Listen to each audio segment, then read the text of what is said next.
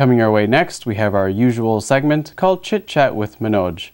Naturally, the host is Mr. Manoj Singh, who is the CEO of Caesar Productions. Just a few days away from the 2016 DC SAF, Mr. Singh is awfully busy, but it was nice of him to bring his guest to the GTV studio for filming this week.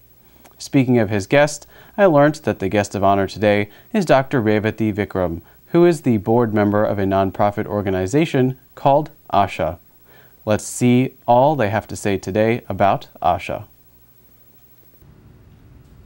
Welcome to Chit Chat with Manoj. I am Manoj Singh. Hello, Adab, Namaste. Today we are going to talk about women-focused movies at the DC South Asian Film Festival from September 9 to 11, 2016, and also a very key partner of ours, ASHA for Women, a wonderful organization. As you all know, they help women and children affected by domestic violence in Washington, DC metro area. And joining me for this discussion today is Dr. Revathi Vikram. She's a practicing psychiatrist. Welcome. Thank you very much. Thank you for having me. So Revathi, tell us about yourself and when did you come to know about ASHA and decide to help them? Yeah, okay. I'm a board certified psychiatrist and did most of my work in New York City, and therefore had a lot of experience working with all cultures and different languages, different people. And then, after 2001, my husband and I got the bug to go to the UN. So we worked in the UN for 4 years, and I was president of the United Nations Women's Guild, where again I worked with women from various countries having social and mental health issues, and supported them through the Family Service Committee of the UNWG. We then moved back and we moved to Maryland, and I decided that instead of continuing to see patients and practicing in that way, to give back. And happened to see an interview on TV of one of the ASHA board members, and I thought, this is what I want to do. This is where I want to put my energies. I started working as a volunteer with ASHA and have been a board member for the last 4 to 5 years. And very impressive and very nice of you. Well, so tell us a little bit about, tell the audience a little bit about ASHA for Women. What is their mission and how are they different from other similar organizations? Sure. ASHA for Women is an organization that was started in the DC metro area in Maryland about 27 years ago. And basically it was women, friends sitting around worrying about neighbors who were going through domestic violence and wondering how in this culture are we going to be able to help them, especially where there are so many cultural issues that come up around not talking about it or seeking help. So as a result of that, they started a small group that would help all volunteers. It grew, it evolved, and today we have a board of 8 members. We have volunteers, 25 volunteers. We have some of the volunteers who are interested in taking care of clients, have special training in domestic violence help. So they go through special training in the county, and therefore they know what to do when they have a client who comes in, calls us for help. So the setup is, everything is free. All the board members and the volunteers are volunteers. No one is paid. We do have a couple of paid people. One is the one who takes the calls when they come in and then decides where the person is going to be assigned, whom they're going to be assigned. We have a career counselor who helps with careers. It's helping the clients get empowered back into employment. And we also recently started psychological counseling. So it has evolved over the last 27 years. There are similar organizations like ASHA, which is focused on South Asian population, which is our entire South Asian map. You can take India, Pakistan, Bangladesh, Nepal, Sri Lanka. Those are the countries we cover. So our volunteers know a lot of those languages and are familiar with the culture. Very nice, and hopefully you are listening and could, if you have any issues like that, domestic issue, then maybe you can call ASHA for Women. So there is help available. So tell us, and you don't of course name anybody, but any of your clients who went through the process of ASHA for Women, and now they are well settled or doing well or on recovery path. Yes, success stories. Success That's stories, always nice yeah, to share. yeah. Yes, we've had quite a few success stories, and I'll just share a couple of them. There was a young woman who came from India, and she had a PhD in sciences. She came here with her husband, and for whatever reasons, without going into details, she ended up in a situation where he did not want her to go and work, pretty much used a lot of psychological language where he made her feel that her PhD was worth nothing and she was worth nothing. He isolated her. These are all some of the signs of domestic violence, and wouldn't let her contact other people. So she started feeling really losing her self-confidence, losing her sense of self, but somehow managed to contact ASHA. We had an advocate assigned to her, and through our career counselor, we helped her to find out where her qualifications from India fit into what she can do in this country. She went through various exams, did very well. She's now licensed to teach in any state in the US and has gotten a job. She has not left her husband. She still has her family, but we empowered her to not be victim of being oppressed, isolated, but empowered her to be able to stay and still be successful in her own life. Very nice. That's very good. one of our Very success good. stories. So let's talk to the audience about the basic. Abuse is not only physical; it could be even verbal. And what are the other examples? Oh, there's verbal abuse, there's psychological abuse, there's emotional abuse, financial abuse, and one can even say sexual abuse, even though it's a marriage and they are together. So the physical violence is often only one component. You might find several others as well.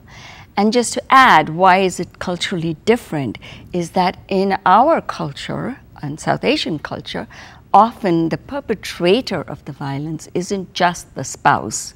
It can be other family members. So we have something called multiple perpetrators of violence. It could be in-laws, it could be just an array of people. The other thing we see is, even though the couple may be living in this country and the extended family, joint family lives back home, there's a lot of influence by them, and therefore, even though I'm saying it's just not physical violence, all these other forms of violence do come across, and our clients suffer from various aspects of abuse.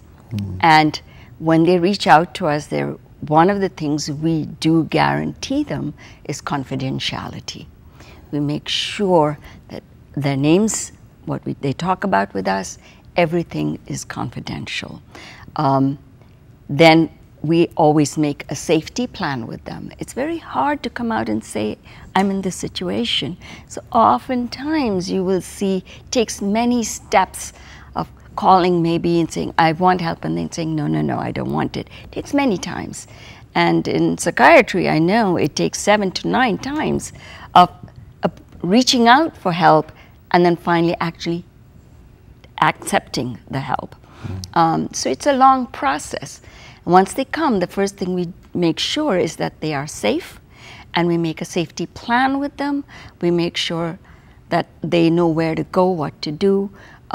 If they need a shelter, if they need protection, get protection from the police. So we help them with the various aspects according to each one's needs. The case I mentioned earlier, she didn't need a protective order. She did not need a shelter. She needed to be able to get out of that and be given the confidence to go back to work. So it all varies on which way we help. We're helping people get educated. We're helping people with a car so they can go to work, maybe getting driver's training. All this costs money, and that's where our fundraising comes in. And one of the remarkable things about ASHA is that for every dollar that's contributed to ASHA, 93 cents goes back to the client. That's what I wanted to hear. That's everyone questions that. Yeah, yeah 93 cents. Very important and point. we are the Gold Star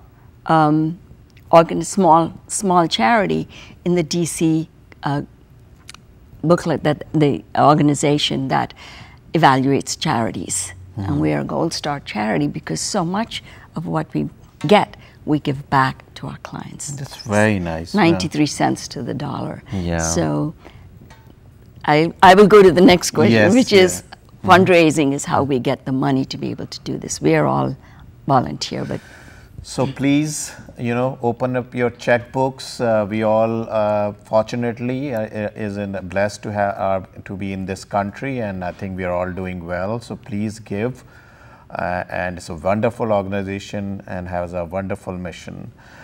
This year, ASHA is partnering with us at the DC South Asian Film Festival, which is from September 9 to 11, 2016. We will have a series of women-focused movies, and also we are inviting some experts, and we'll have a panel discussion. So please do come, support us, and that's a very good cause.